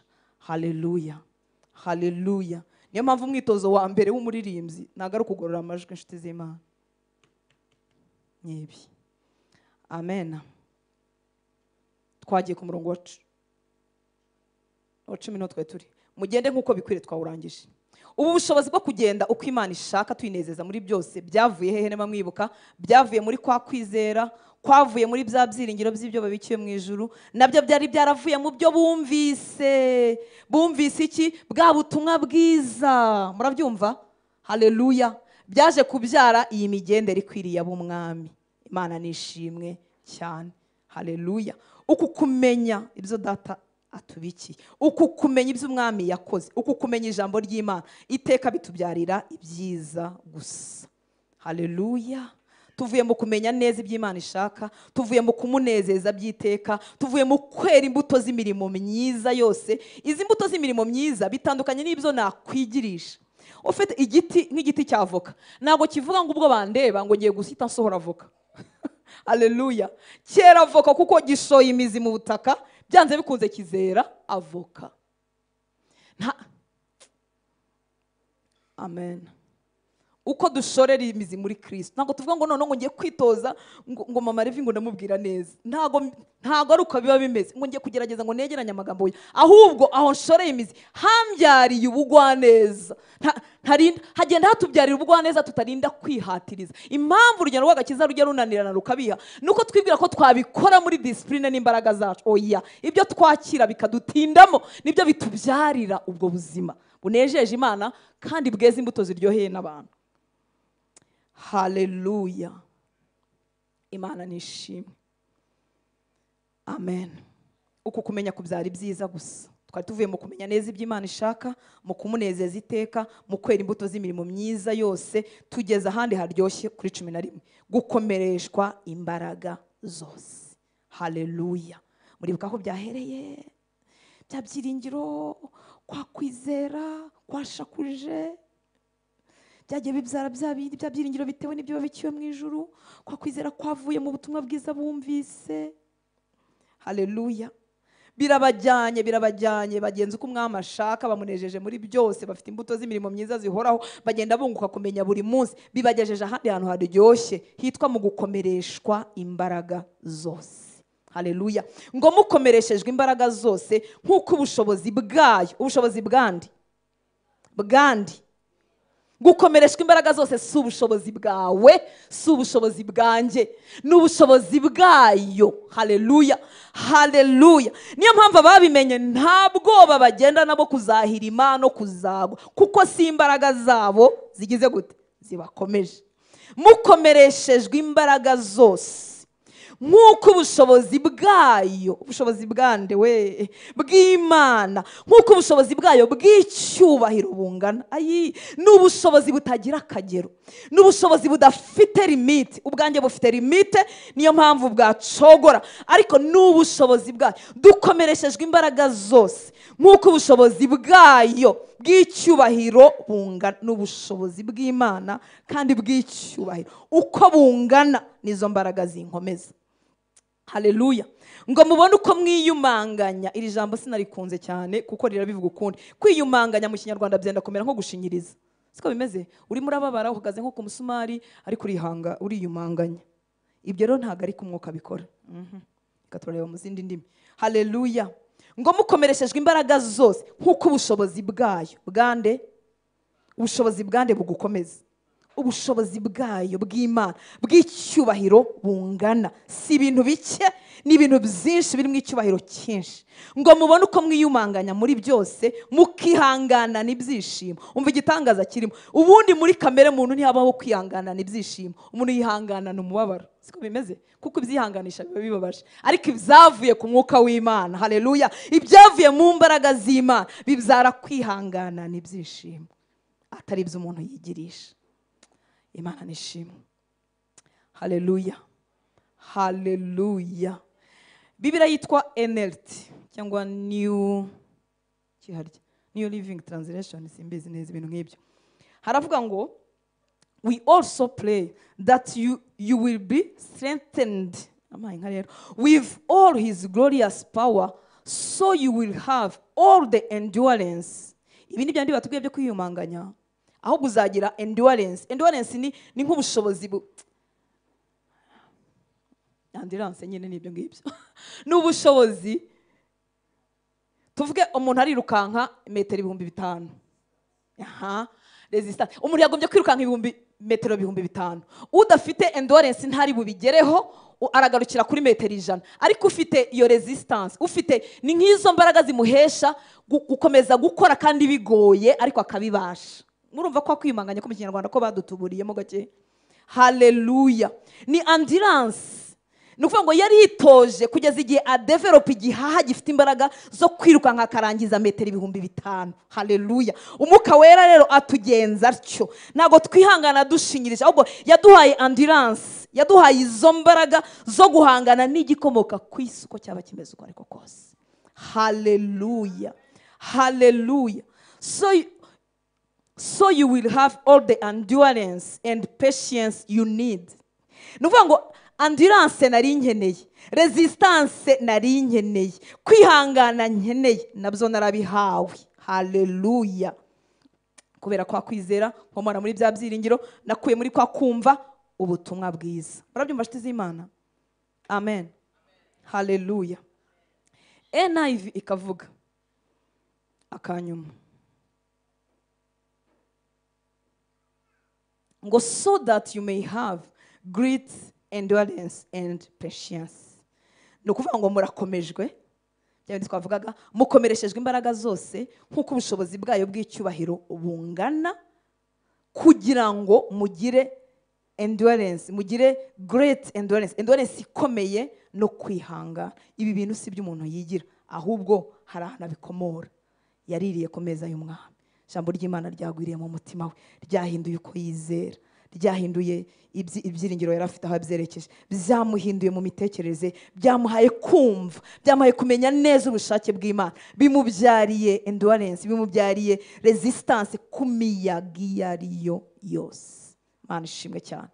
Haleluya. Niyo mpamvu Yesu yavuze ngo umuntu wumva amagambo yanjye akayakomeza, akayitaho, akayumva, ngo ameze nk'umuntu wagiye kubaka inzu, agacukura akagera ku rutare, yarangiza agaterekaho inzu ye. Iyo nzu ifite endurance, iyo nzu ifite imbaraga, ngo imvura iragwa, imivu iratemba, imiyaga irahuha, ariko ya nzu ntiyasenyuka. Kubera iki? Yubatse ku rutare. Ariko cyari ikigereranyo kivuga ngo uwumva amagambo yanjye akayitaho, akayakomeza, akayaba mu kanwa ke, akayatekerezaho ku manywa na nijoro, yisanga yarubatse ku rutare atazi n'igihe yubakiyeyo. Kaduha Imana icyubahiro. Haleluya. Haleluya. Mwuka wera gwiza inyota mu mutima wawe, uhabwa inyota y'amagambo y'Imana kugira ngo ubuzima bwawe bwubakwe ku rutare. We guhinduka umuntu utwarwa n'umuyaga wa buto na buto, kugira ibyishimo by'isaha imwe, mu isaha ya kabiri bikaba byatakaye, mu kwezi kumwe ukaba ufite kuraje, mu kundi kwezi bikaba byagurutse, kandi umuti tuwufite. Amen. Haleluya. Ngo mukihanganana ibyishimo. Ufite ahangaha niho hava bya bindi twita ishimwe ridakama, ishimwe rigwiriye. Nta kintu cyo kwisi na kimwe gifite ubushobozi bwo kuguha ishimwe ridakama. Iyo ubonye promotion mu kazi nyuma y'amezi make cyane, uwo mushahara umaze kumenyera kandi wawukwijemo ibintu byose, byanze no gukwirwamo. Siko bimeze? Byanze kugira gute? Nubwo waba wawukubye kabiri, bigeze kunkubira umushahara kabiri ntibyakwiriyemo, namwe nuko. Haleluya. Nta kintu cyo mwisi gitanga umunezero uhoraho. Iyo watinze kubyara uvuga ati nimbyara, mfite inshuti yanjye yabimbwiye yaratinze kubona umwana, bukeye arabyara. Bukeye yumva munezero, yarazi kuzaba wuzuye ari isi yose. Bukeye arabimenyera, mva nibisanzwe, aravuga ati nari nzi ko nimbona umwana njyewe hatuzi ko byaje guhinduka ibisanzwe, nyine bizahinduka ibisanzwe. Kandi bavuga ati nishaka ngakora ubukwe. Didier, haleluya. Ntibyahindutse ibisanzwe. Namubeshya ariko ntabwo yajyaga bivuga. Ariko bihinduka ibisanzwe, biba ari byiza mu gihe cyabyo, ariko mu kanya birihinduka ibisanzwe, tugakomeza tugashaka no kubyara, tugashaka n'andi mafaranga tugakomeza. Ariko muri iki gitabo, mu butumwa bwiza, mu guhishurirwa Kristo no kumenyeshwa wabo yatugizebo position dufite mu Mana, hava umunezero udakama. Ushobora kujya witirira tukavuga ariko nabaye iki? Niki cyamaye umunezero utagikorwaho? No guhishurirwa Kristo. Niyo mpamvu umwanzi atifuza ko abantu batinda mu ijambo ry'Imana. Tifuza ko bamenya abo bagizwe bo mu mwami, kandi nta handi biri, ni mu ijambo ry'Imana. Imana itugirire neza. Haleluya. 12 akavuga ngo mushima data wa twese waduhaye kuraganwa n'abera umurage wo mu mucyo. Haleluya. Mukomereshejwe imbaraga zose nk'uko ubushobozi bwawe bw'icyubahiro bungana, ngo mubone uko mwiyumanganya muri byose, mukihanganana ibyishimo. Mushima, bihanganana ibyishimo, bashima data wa twese. Mushima data wa twese waduhaye kuraganwa n'abera umurage wo mu mucyo. Bibiri ijambo ry'Imana ikavuga ngo mushima Imana data yabahesheje uruhare ku munani. Haleluya. Yageneye intore zayo zigengwa n'umucyo. Mfite uruhare, nuvuga ngo mfite sheya, mfite umugabane. Imana ishimwe cyane. Haleluya. Haleluya. Murabizi 50-50 y'abagore n'abagabo igiye byari ibibazo. Imana ishimwe ko leta y'u Rwanda yatuvuganiye. Haleluya. Ariko ahangaha dufite sheya, dufite umugabane ku murage w'abera. Haleluya. Ntidufite umugabane ku butaka bwa metero 100 cyangwa 100 zo mu Rwanda gusa. Oya. Ngo dushima Imana yaduhesheje uruhare ku munani yageneye intore zayo zigengwa n'umucyo. Nukuvuga ngo mfite uruhare, mfite umugabane, ufite ibyo wemereye ku murage Imana igenera abana bayo. Haleluya. Ibyo rero ntushobora kwijima uzi ko ufite umugabane wahawe n'Imana. Imana nishimwe cyane. Ahi Imana we. NIV yavuze ngo and giving joyful thanks to the Father who has qualified you. Hari igihe twireba tukabona tutari qualified, tutari qualified, tudakwiriye, tudashinga, tutabyina, ntaho wamenera. Siko bimeze. Umvudu qualified ni data. And giving joyful thanks to the Father who has qualified you to share in the inheritance of his holy people in the kingdom of light. Imana niyo yabonye nkwiriye, niyo yabonye ukwiriye, iguhindura ukwiriye kugira ngo nawe sharing ku murage w'abera babikiwe mu bwami bw'umucyo. Imana tuyihaye icyubahiro. Haleluya. Niyo mpamvu Yesu yavuze ngo njyewe ndi irembo. Reka ngarukira ahangaha. Yohana 19. Yesu yaravuze ngo njyewe ndi irembo. Umuntu niyinjira muri nje. Ufite Yesu si umuntu. Na ahantu. Ni place ngari. Na ahantu hanini. Yarivuye ngo umuntu niyinjira muri nje. None si umuntu bamwinjiramo. Ariko Yesu si umuntu gusa, na ahantu. Oh haleluya. Ngo umuntu niyinjira muri nje azabona urwuri. Niyo mpamvu muri Yesu ntabwo harimo akantu kamwe. Ni hagari. Uyu munsi tumenyeho gakeya, nukomeza nturambirwa kwa mwijambo ry'Imana uzamenya ibindi, umenye ibindi. Umuntu niyinjira muri nje azabona urwuri. Haleluya. Reka shyireho na 13 na 14. Noneho ndahita ndangiza.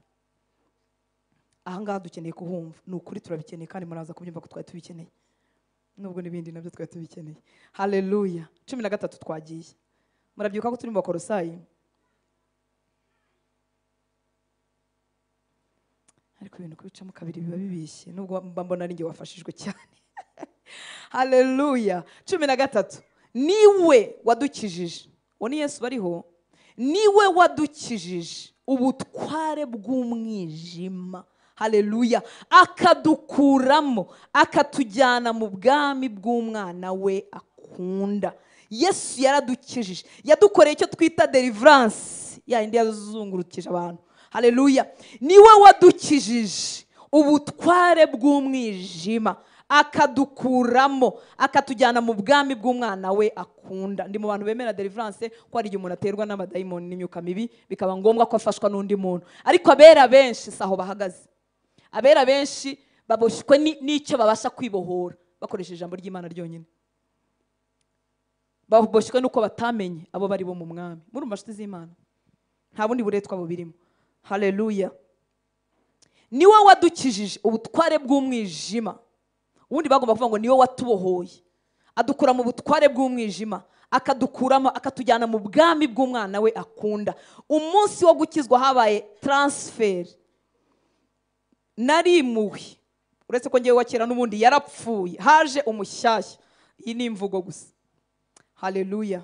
New King James Version iravuga ngo he has delivered us from the power of darkness and conveyed us, yaradushore yaratujyana, conveyed us into the kingdom of the Son of his love. Haleluya. Uyu Yesu ntiyabikoze ngo bigarukiraho, yaratwimuye, yakoze ikintu kidasanzwe mu muntu wacu wamwe imbere, yatubohoye munsi y'imbaraga z'ubwami bw'umwijima. Muri make nta bwami bw'umwijima namba bwemerewe kukugiraho imbaraga, bwemerewe kukugiraho ubutware. Iyo bugufiteho ubutware buba buhari mu buryo butemewe n'amategeko. Ni kwa kundi umuntu aba akiri mutoya ataramenya ibyo yemerewe. Imana ishimwe cyane. Haleluya. 14 akavuga ngo niwe waducunguje amaraso ye ngo tubone kubabarirwa ibyaha byacu. Yaducunguje amaraso ye. Ijambo ryo gucungura ko turivuga kenshi twagiye turitesha agaciro, ariko gucungura ni ukugura ikintu cyari cyarahawe uriya yaragitwaye gifiteho mu maboko ye, nkakigura nkakigira icyanjye. Haleluya. Yesu yishyuye amaraso ye kugira ngo dukurwaho twari turi, tubabarirwa ibyaha byacu, dukurwa mu butware bwa Satani, duhinduka b'Imana bya burundu. Haleluya. NLT yaravuze ngo who purchased our freedom, nuvuga ngo yaguze umudendezo wacu. Haleluya. Niwemerewe kuba imbata kandi umudendezo wawe hari umuntu wawishyuriye. Imbata y'ikintu icyo ari cyo cyose, yaba imbata y'ubwoba, yaba imbata y'icyaha, yaba imbata y'iki, nta kintu na kimwe wemerewe kuba imbata yacyo, kandi hari umuntu wishyuye umudendezo wawe. Haleluya. Ibi bintu impamvu bashyiramo n'aya magambo, muribuka ko icyo gihe hari ububata bwarakoraga, abaslave bari bakibaho. Niba narazaga baragurishwaga abantu nk'ibikoresho, murabizi abanyafurika benshi baratwawe, benshi nibo batuye mu gihugu cy'Amerika, bareba bamaze imyaka myinshi hagiye abasekuruza babo. Ni ukuvuga ngo umuntu baramuguraga gatanga amafaranga cyangwa sinzi ibyo batangaga, sinzi, umuntu akaba igikoresho cyane, nk'uko iyi Bibiliya ari iyanjye nyigengaho, nshatse nayikoresha icyo nshaka, umuntu bakamugura. Rero iyo mbata yabaga yaguzwe hanyuma igasubizwa ku isoko undi muntu akayigura, ntabwo uwo muntu wundi yakongera kuyigiraho ubutware. Umva rero aho turi. Haleluya. Hari umuntu wari umuntu 100%, akaba n'Imana 100%. Nta kintu kimwe cyaremwe kitaremwe nawe, yitwa Yesu Kristo. Yaragiye yishyura freedom yawe, yishyura umudendezo wawe, yatanze ikiguzi cy'amaraso ye kugira ngo utaba mu bubata bw'ikintu icyo ari cyo cyose, mu bubata bw'indwara, mu bubata bw'ikintu icyo ari cyo cyose. Muranyumva nshuti z'Imana. Haleluya. Haleluya. Nta kuvuga ngo iwacu nuko bapfa, iwacu ntibagera gutya, bya bintu byose by'ububata yarabyishyuye. Haleluya. Who purchased our freedom and forgave our sins. Yaguze umudendezo wacu, yarawishyuriye, arangije tubabarira ibyaha byacu byose. Yesu yanguriye umudendezo, yarawishyuriye n'amaraso ye. Yishyuye umudendezo wawe n'amaraso ye. Wikwemera kubaho utemera ibyo yagufatiye, utemera ibyo yagukoreye. Mwibuke ko bibanza mu kubyemera mbere yo kubiviva, cyangwa mbere yuko bihinduka lifestyle, bibanza kubyemera. Niyo mpamvu ijambo ry'Imana ntirigira gisimbura, niryo rizana rimpesha kubyemera, kubyanderstanding, kubisobanukirwa, nkabyemera, bigahindura imitekerereze yanjye kugeza igihe bizahindura uko mbayeho muri iyi si. Haleluya. Bakomeza batubwira uwo Kristo wabikoze. 15 ngo ni nawe shusho y'Imana itaboneka, niwe mfura mu byaremwe byose. 16 bakavuga ngo muri we, ngo kuko muri we arimo byose byaremewe, ari byo mu ijuru cyangwa ibyo mu isi, biboneka n'ibitaboneka, intebe z'ubwami n'ubwami bwose n'ubutware bwose n'ubushobozi bwose, niwe wabiremye byose kandi rero ni nawe byaremewe, yabanjirije byose kandi byose bibeshwaho nawe. Iyo dusomye uyu murongo duhita tugirira impuhwe abantu batemera ko Yesu ari Imana. Bakwiye kugirirwa impuhwe no gusengerwa gusa kugira ngo nabo batwikururwe. Bibiliya yavuze kuri 16 ngo kuko muri we arimo byose byaremewe. Yesu ntago ari ikiremwa, si umuhanuzi ukomeye, oya, ni Imana. Kuko muri we arimo byose byaremewe, ari byo mu ijuru cyangwa ibyo mu isi, ibiboneka n'ibitaboneka, intebe z'ubwami n'ubwami bwose n'ubutware bwose n'ubushobozi bwose, ni wowe wabiremye byose kandi rero ni nawe byaremewe. Ni wowe wabiremye byose kandi ni nawe byaremewe, yabanjirije byose kandi byose bibeshwaho nawe. Iyo bajya kubwira ko Yesu atari Imana, bafata akarongo kamwe ko Yesu yari Imana 100% kandi yari umuntu 100%. Kugira ngo abashe kudukiza yagomba kwambara kamero k'umuntu. Byafata umurongo umwe yerekana ubumuntu bwe kugira ngo ejo hatazagira ikiguhiga ukavuga uti Yesu yagishoboje kuko ari Imana, iyo mirongo n'ikibereyemo, kuko ngo yarageragejwe kimwe natwe mu buryo bwose ariko we ntigeze akora icyaha. Reka duhaguruke dusenge, tuzakomeza ubutaha. Haleluya. Kugira ngo wenda tuzabisoze twazabikomeza no mu masengesho. Reka duhaguruke dusenge. Turimo turavuga umuhamya wuzuye ibyo ahamya. Ijambo ry'Imana rizakugira, rizakuzura, rikugira undi muntu.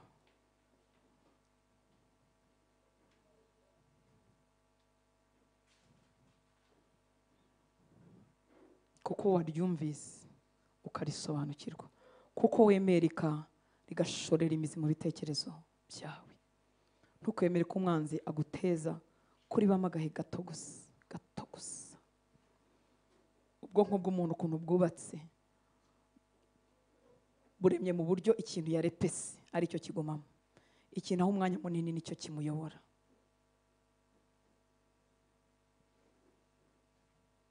Nicyo kimuyobora. Kumva amakuru kuri televiziyo ni byiza, umuntu amenya aho isi igeze, ariko umuntu ashobora kumva amakuru kuri CNN, akayumva kuri Al Jazeera, akayumva kuri France 24, akayumva kuri BBC, akayumva none akayamaramo amasaha nk'atanu. Intambara zikamwuzura rwose. Uko zimwuzura akabimenya ibibanza n'ibikurikira n'ibizakurikira, akana project akavuga ati intambara ya gatatu y'isi, ati ndebye uko bimeze, ati ishobora kuzaba aga project kubera ko yabyumvise umwanya munini. Nta muntu ufata umwanya mu ijambo ry'Imana ngo risigare ritamuhinduye, kuko si amagambo y'abantu, si ikinyamakuru. Uba uri muri relationship n'Imana. Ijambo ry'Imana niyo Mana. Twigeze kuririmba kare muri ya ndirimbo y'amagambo abana mu ijambo ry'Imana avuga ngo ibuye bwubatsi banze ryahindutse rikomeza imfuruka, ari ryo Yesu Kristo. Kwanga Yesu sukumbwira ngo Yesu ndakwanze, ariko iyo nanze ijambo rye, iyo ritabonye umwanya mba nanze ibuye rikomeza imfuruka. Kandi yarivuye ngo udateranya nanjye arasandaza. Impamvu ubuzima busandagurika, simvuga ibyago n'amakuba ko bigera kuri bose, ariko Stefano bamuteye ibuye, bamutera irya kabiri, sinzi niba baramuteye angahe, ariko bamaze umwanya bayamutera, ariko amabuye ntaho yafashe. Uzumve, muribuka ko bari bamutoye ari umudiyakoni wo kugabura ibyo kurya ku bapfakazi, bari bavuga ko habaho kubera hagati y'abapfakazi ba Kigereki n'abakiyuda, ariko baravuga ngo batora abantu buzuye umwuka w'Imana, bashimwa n'Imana n'aba buzuye umwuka wera. Bajya kumutera amabuye yabanje kuvuga ibyanditswe, ahera kera avuga ba Abraham, aramanuka kuri ba Musa, aramanuka kuri ba Dawidi, yari yuzuwe n'ijambo ry'Imana kugeza igihe yacikanye, ngo bamwitegereje mu maso ngo basanga arasa n'amarayika. Ijambo ry'Imana riraduformata, rikatumaramo ibitagira umumaro, rikatwuzuza ubumana. Iyo rero turirimo, tuba turimo guferushipinga, tuba turimo gusabana n'Imana. Niho umuntu asabanira n'Imana. Iyo dusenga rimwe na rimwe tutaryuzuye, dusenga amaganya n'imiruho, ndetse tukibutsa imiruho yacu n'ingorane, tukajya twibwira ko ariko twasenze. Ariko gusenga kwiza no gusabana na Data wo dukesha byose, twamenye neza ibyo ashaka, twamenye uwo ari we, twamenye abo yatugizeho. Niyo mpamvu dukwiriye cyane cyane abafite ubukererwe, twebwe baritangiye dutinze, kandi ubwo wenda mfite icyo ngurushije. Niyo mpamvu dukwiriye kugira ijambo ry'Imana rigwiriye mu mitima yacu. Genda urisubiremo ryuzure mind yawe. Ntiwemere ko umwanzi akuriganya. Twabonye inama Uwiteka yagiriye Yesu, harimo ngo bizatuma utuma inzira zawe ziba prosperous. Wowe Yesu, ibintu nubikora uzagira success, good success aho uzajya hose. Gutinda mu ijambo ry'Imana ni urugamba rwo mu mwuka. Kereka bagize umugisha bamaze gutera agatambwe inyota yaje, ariko abandi ni urugamba rwo mu mwuka. Niyo mpamvu urisoma ugasinzira, niyo mpamvu utajya kuryumva ukumva umubiri wose urakuriye, kumva wabyihorera, kandi washyiramo nk'agafilime cyangwa akandi kantu ugasetsa kumva byo biragenda biramanuka neza, kuko umwanzi adashaka ko tumenya abo Imana yatugezeho. Twari kugera ahantu iyo dukomeza tuzakomeza ubutaha, aho Yesu yivuga uwo ari we, ko ari we mutwe w'itorero. Ni umutwe w'itorero, twebwe tukaba umubiri we. Nuvuga ngo turi ingingo ze. Niba turi ingingo za Yesu, ntabwo umutwe ujya utandukanya n'ingingo. Igihe ubwonko bwataye akaboko komande yo guterura ikintu ntibiguterure, haba hajemo indwara. Nuvuga ngo ukuboko kwanjye kuba kwabaye paralize kuburwaye. Ubundi turi umubiri wa Kristo, nitwe maguru ya Yesu, nitwe kanwa ka Yesu, nitwe birenge bya Yesu. Nagombye kubaho, wagombye kubaho ko Yesu abaho. Dutsinda, tunesha, twuzuye ubutware, twuzuye imbaraga, twuzuye gutsinda isi. Mwanzi araturiganya, tugahinduka igihimba cyabaye paralize, kitagikonekta n'umutwe wa Yesu. Kandi Yesu we ntigeze yitandukanya n'itorero, ni umutwe w'itorero arabivuga ngo naryo rikaba umubiri we ushyitse, ushyikirwamo na byose. Data, turagushimye kuri nyuma y'ijambo ryawe, tuguhaye icyubahiro. Urakoze kuganira n'imitima yacu, urakoze gusabana natwe, urakoze kudadusize twenyine, urakoze kuri kumwe natwe kuzagera ku mpera y'isi. Urakoze ko tutakwambaza uri Imana ya kure, uri Imana iri imbere muri twebwe, ngo ntabwo uri kure y'umuntu wese. Urakoze ko ari usuka inyota mu mitima yo kuba muri iri jambo. Ndagushimira inyota washyitse mu mitima yacu kugira ngo twicare twigishwe nawe. Ndagushimira ko waryohereje ngo rikaza rimeze nk'inyundo imenagura ibitare. Reka ibintu by'ibitare byose bitubatswe nawe byari biri mu buzima bwacu bimenagurike uyu mwanya, ngo rimeze nk'umuriro ukongora.